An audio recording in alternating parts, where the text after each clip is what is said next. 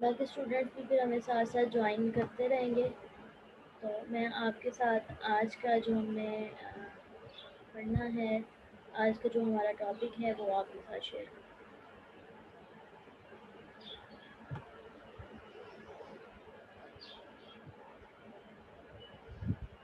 बेटे हम इंट्रैक्शन के बारे में पढ़ रहे थे और सेकंड लास्ट हमारा जो टॉपिक था उसमें हमने नॉर्मल मॉडल के बारे में पढ़ा था और कल का जो हमारा टॉपिक था उसमें हमने अबव बिल्ड फ्रेमवर्क के बारे में पढ़ा था।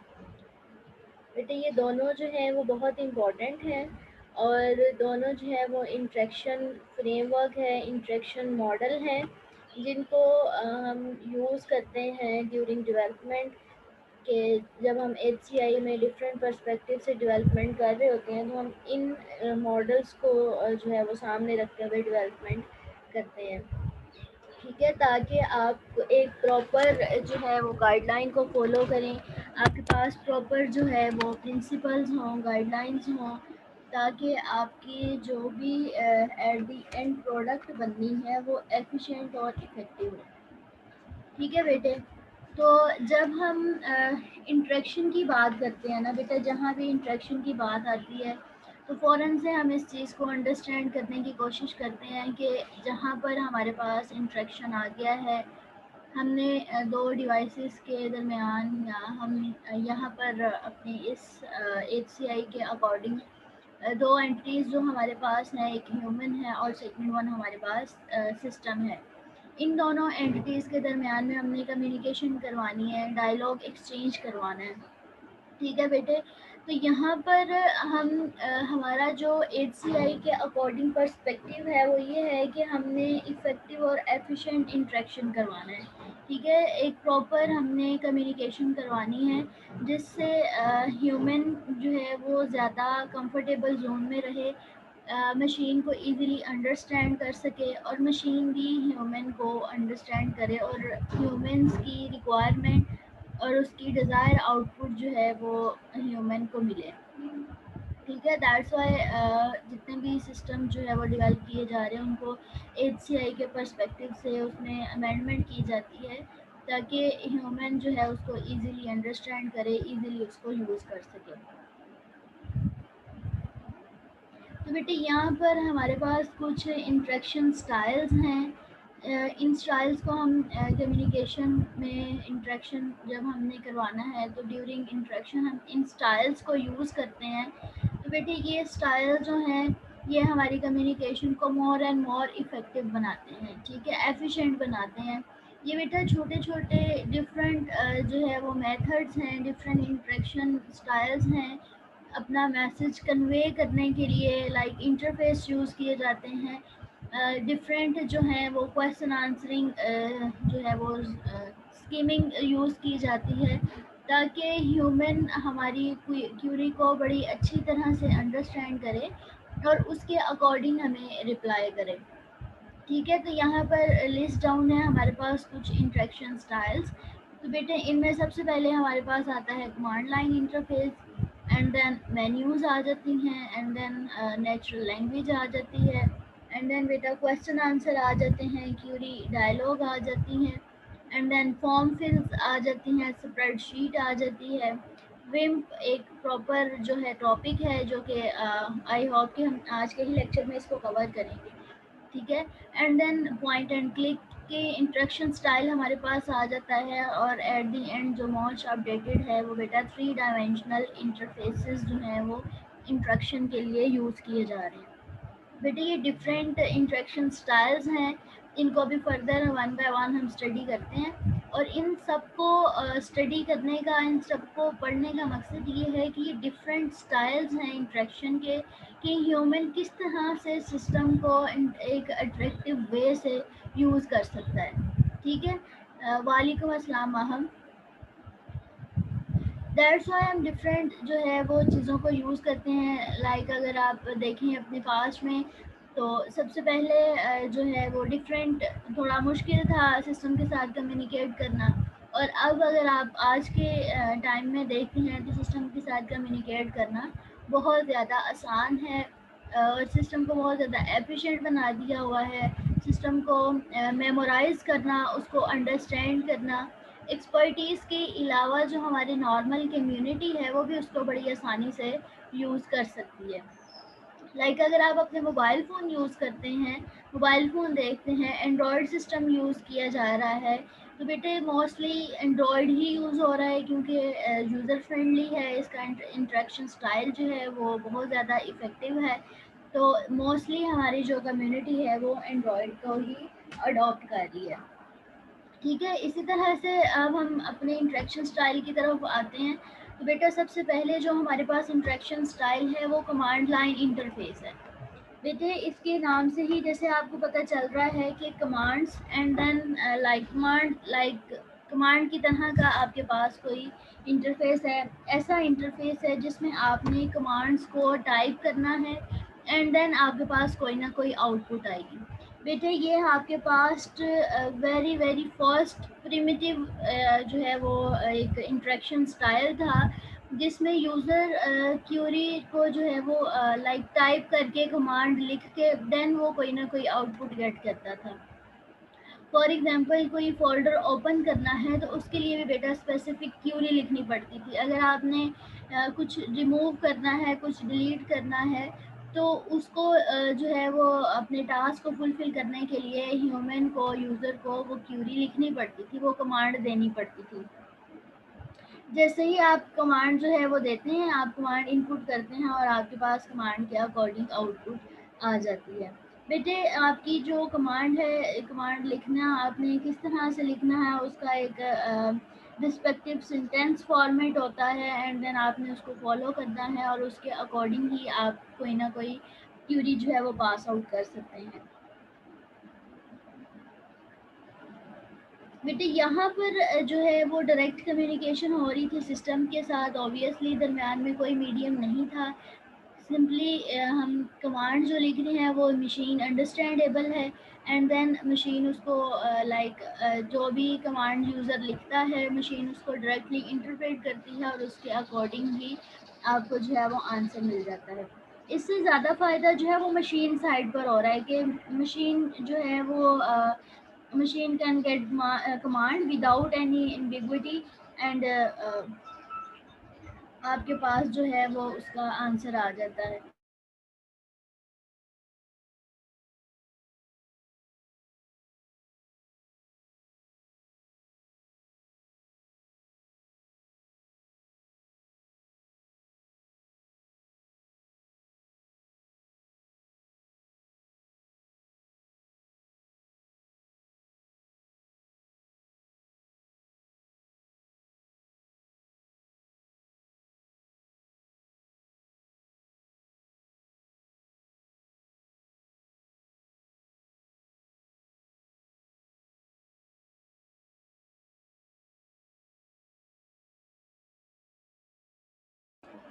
जी बेटा, कमांड लाइन इंटरफेस में क्या है कि आपने अकॉर्डिंग टू देयर सिंटैक्स और अकॉर्डिंग टू देयर रिक्वायरमेंट आपने कमांड टाइप करनी है एंड देन आपके पास कोई ना कोई आउटपुट आ जाता है। तो बेटे यहाँ पर मशीन के लिए तो बड़ा ही इफ़ेक्टिव है क्योंकि मशीन के साथ आप डायरेक्ट कम्युनिकेट कर रहे हैं। ऑब्वियसली जब आप कोई भी कमांड राइट डाउन कर रहे हैं तो वो एक स्पेसिफिक फॉर्मेट में लिखेंगे जिसको जो है मशीन बड़ी इजीली डायरेक्टली अंडरस्टैंड कर लेगी। लेकिन यहाँ पर डिफ़िकल्टी जो है वो यूज़र साइड पर आती है कि यूज़र साइड ने अगर कोई फंक्शन कुछ भी परफॉर्म करना है तो उसके अकॉर्डिंग उसको कोई ना कोई क्यूरी टाइप करनी पड़ेगी।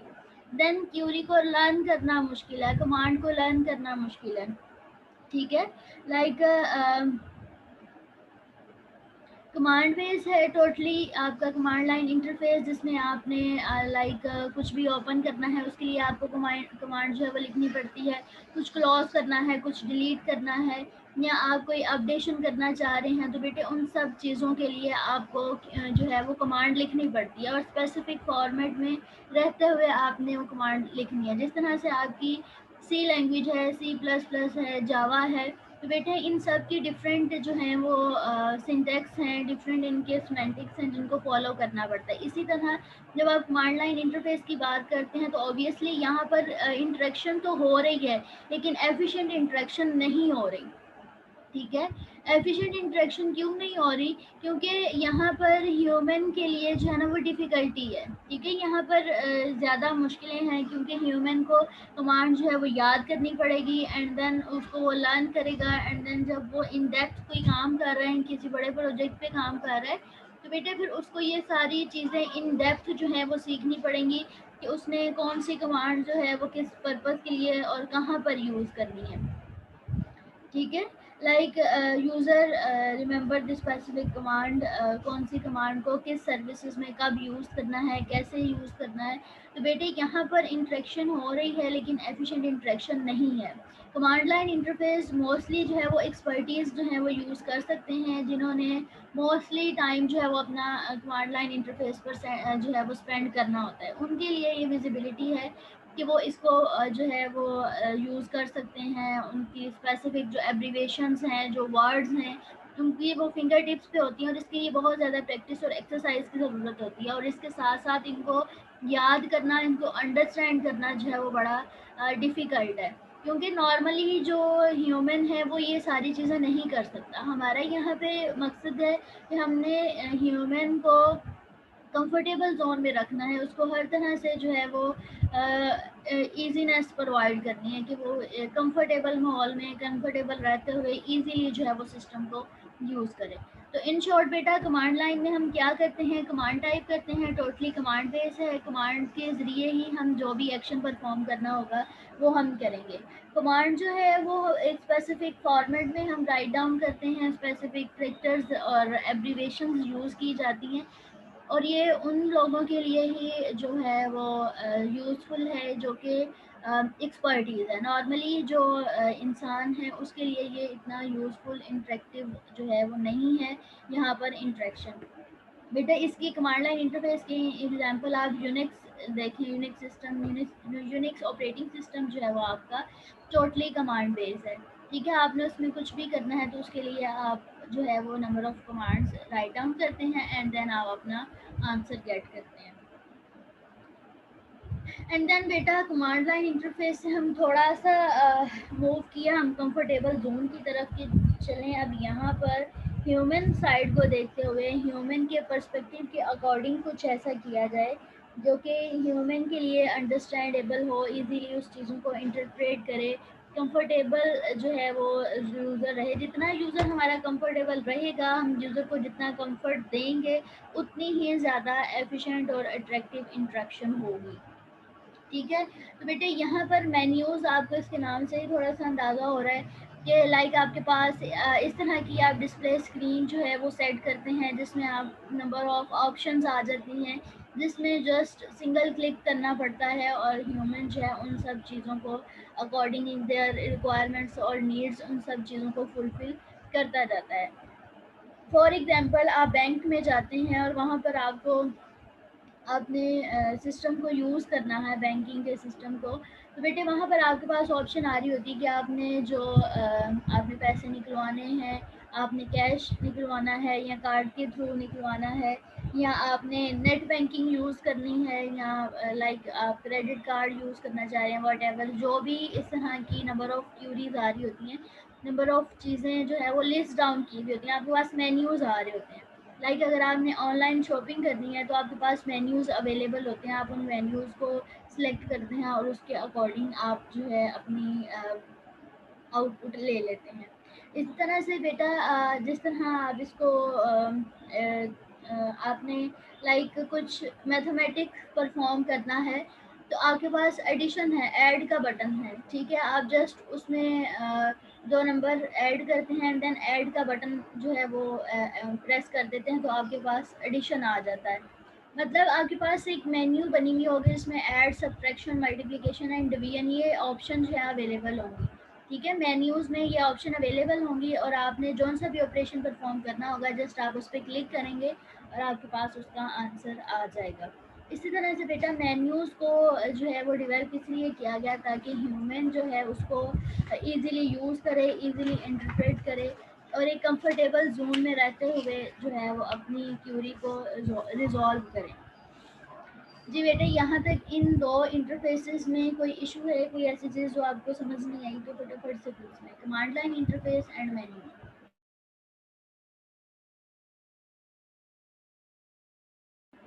जी माहम एंड मरियम बेटे फटाफट से पूछ लें कोई ऐसी चीज़ जो इन दोनों इंटरफेस में आपको डिफ़िकल्टी लगी हो कि ये चीज़ समझ नहीं आई, तो उसको डिस्कस कर लेते हैं।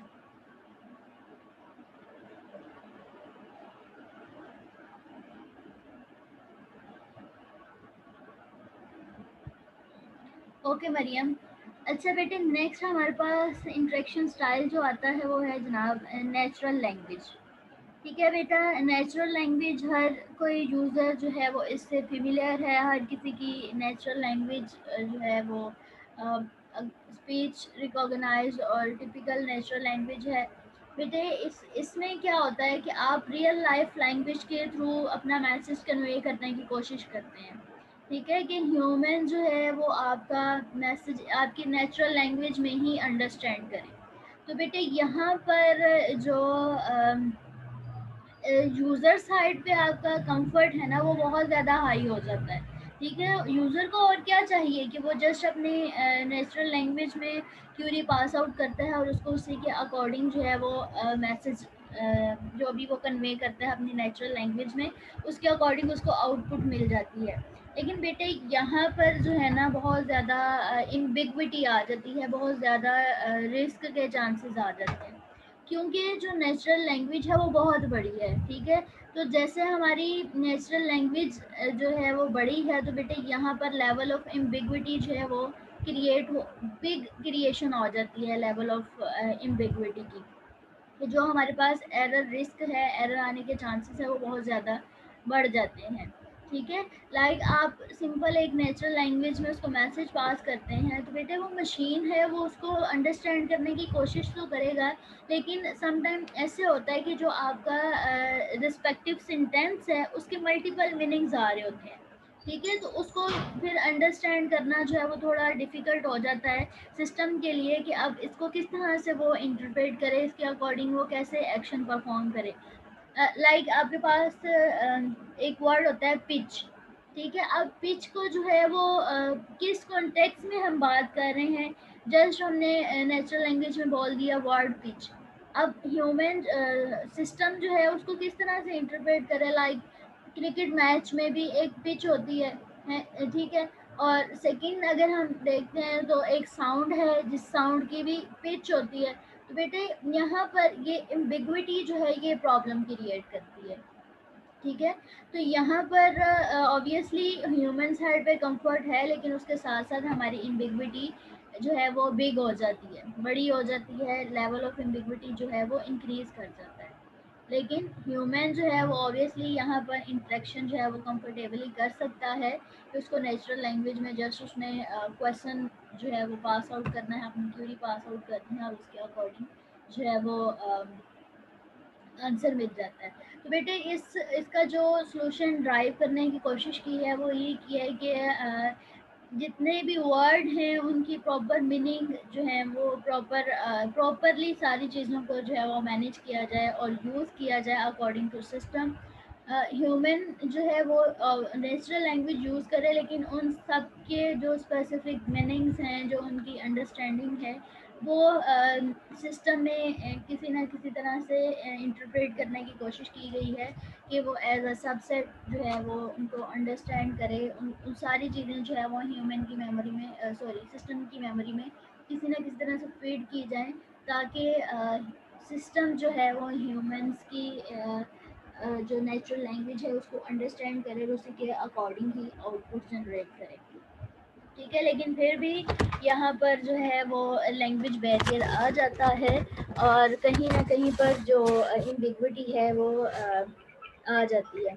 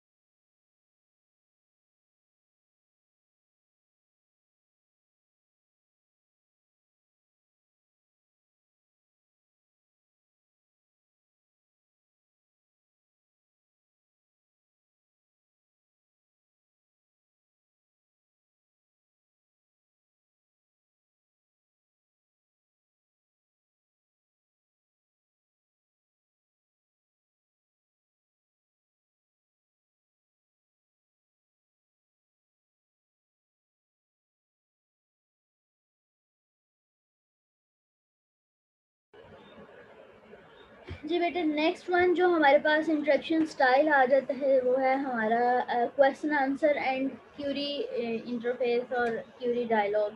बेटे क्वेश्चन आंसर जो है वो सिंपली आप क्वेश्चन आंसरिंग के थ्रू जो है वो कम्युनिकेशन करते हैं। ये बड़ा इंटरेक्टिव जो है वो स्टाइल है जिसमें आप अपनी डोमेन में रिस्ट्रिक्ट रहते हुए सिस्टम के साथ जो है वो कम्युनिकेशन करते हैं। ठीक है। एंड देन बेटा आपके पास क्यूरी लैंग्वेज आ जाती है, जिस तरह से एसक्यूएल है, स्ट्रक्चर्ड क्यूरी लैंग्वेज है जिसको डेटाबेस में यूज़ किया जाता है। लाइक आपने टेबल जनरेट करने हैं, रोज एंड कॉलम बनाने हैं, जिस तरह भी आपने एसक्यूएल में डेटाबेस में काम करना है तो उसके लिए आप एसक्यूएल यूज़ करते हैं। और एसक्यूएल का भी बेटा स्पेसिफिक सिंटैक्स है, उसकी रिक्वायरमेंट है, और उन सब चीज़ों को अंडरस्टैंड करना जो है वो बहुत ज़रूरी है बिफोर द इम्प्लीमेंटेशन। ठीक है। तो आपने जौन सी भी लैंग्वेज यूज़ करनी है, लाइक डेटाबेस में अगर आप एसक्यूएल यूज़ करते हैं तो बेटा ये नेचुरल लैंग्वेज से मिलती जुलती लैंग्वेज है जिसमें आप स्टोर कर सकते हैं, आप रिट्राइव कर सकते हैं। सिंपल आप कमांड लिखेंगे और कमांड के थ्रू जो है वो आप एट्रीब्यूट्स को ऐड कर सकते हैं, रिमूव कर सकते हैं एंड अपडेट कर सकते हैं। ठीक है। तो बेटे ये आपके पास क्यूरी इंटरफेस है। और अगर आप क्वेश्चन आंसरिंग की बात करते हैं तो बेटे यहाँ पर सिंपली जो है वो क्वेश्चन आंसर एक डायलॉग आपके पास अवेलेबल होता है और उसके थ्रू जो है आप अपने जो कम्युनिकेशन है, जो इंटरेक्शन है वो इजीली कर सकते हैं। लाइक क्वेश्चनिंग जिस तरह डायलॉग बॉक्स में आपके पास आता है उसी फॉर्म में जो है वो आप फंक्शनैलिटी के अकॉर्डिंग, अपने फीचर्स के अकॉर्डिंग नंबर ऑफ़ क्वेश्चन जो है वो सिस्टम के साथ कर सकते हैं और अपनी क्यूरी को फुलफ़िल भी कर सकते हैं। बेटे एक चीज़ और मैं आपको यहाँ पर बताती जाऊँ कि जो आपके पास स्ट्रक्चर्ड क्यूरी लैंग्वेज है ये ऑब्वियसली नेचुरल लैंग्वेज से मिलती जुलती है, लेकिन ये टोटली नेचुरल लैंग्वेज नहीं है। ठीक है। यहाँ पर क्रिटिकल एंड कॉम्प्लेक्स ऑपरेशन के लिए क्यूरी लैंग्वेज जब आपने यूज़ करनी है, एसक्यूएल यूज़ करना है, तो बेटे फिर उसके लिए आपको इन डेप्थ नॉलेज होना बहुत ज़रूरी है। ठीक है। अगर आपने किसी बड़े प्रोजेक्ट पे काम करना है या आपके पास कॉम्प्लेक्स टास्क है जिस पे काम करना है, तो बेटा उसके लिए आपको किसी भी लैंग्वेज में आप काम करें ना तो उसके लिए उसका इन डेप्थ नॉलेज होना बहुत ज़रूरी है। अगर आपके पास इन डेप्थ नॉलेज नहीं है तो फिर आप उसको सक्सेसफुली जो है ना वो ऑपरेट नहीं कर सकते। क्योंकि ये टोटली जो है वो कमांड बेस्ड है, इसमें नंबर ऑफ़ कमांड्स आपको राइट डाउन करनी पड़ती हैं। लेकिन ये नियरेस्ट टू नेचुरल लैंग्वेज है क्योंकि इसमें इंग्लिश सेंटेंस भी यूज़ किए जाते हैं जिसको ह्यूमन ईज़िली अंडरस्टैंड कर सकता है। दैट्स व्हाई हम इसको कहते हैं कि हमारी नेचुरल लैंग्वेज से मिलती-जुलती लैंग्वेज है। लेकिन अगेन वही बात है कि ये अगर आपने इन डेप्थ कोई जो है वो वर्क परफॉर्म करना है या किसी लार्ज डाटा पे वर्कआउट करना है तो बेटे उसके लिए आपको प्रॉपर सिंटेक्स की, प्रॉपर स्ट्रक्चर की, इन डेप्थ स्ट्रक्चर की लैंग्वेज की नॉलेज होना बहुत ज़रूरी है। ऑब्वियसली इंट्रैक्शन स्टाइल है, हर इंट्रैक्शन स्टाइल का अपना ड्रॉबैक है और अपना उसका एडवांटेज है।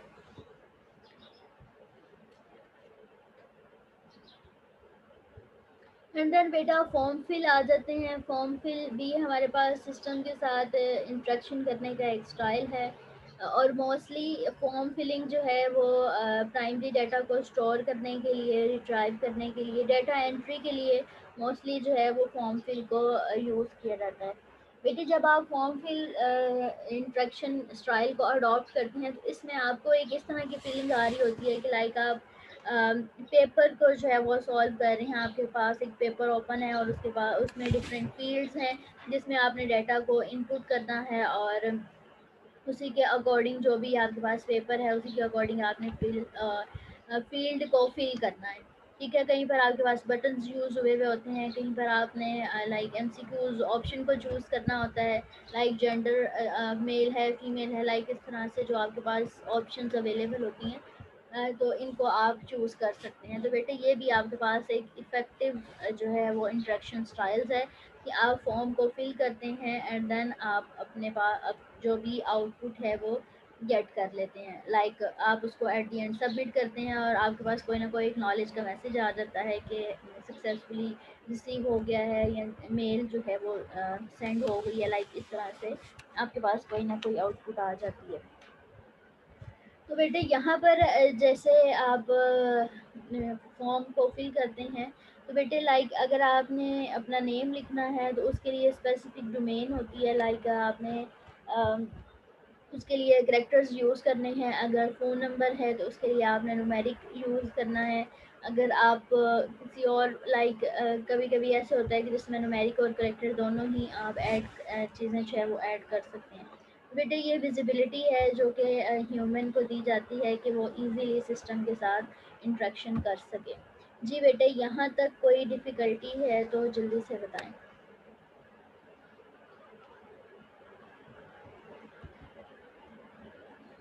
जी माहम एंड मरियम बेटे, यहाँ तक कोई डिफ़िकल्टी है तो फटाफट से बताएं, हम उसको डिस्कस कर लें।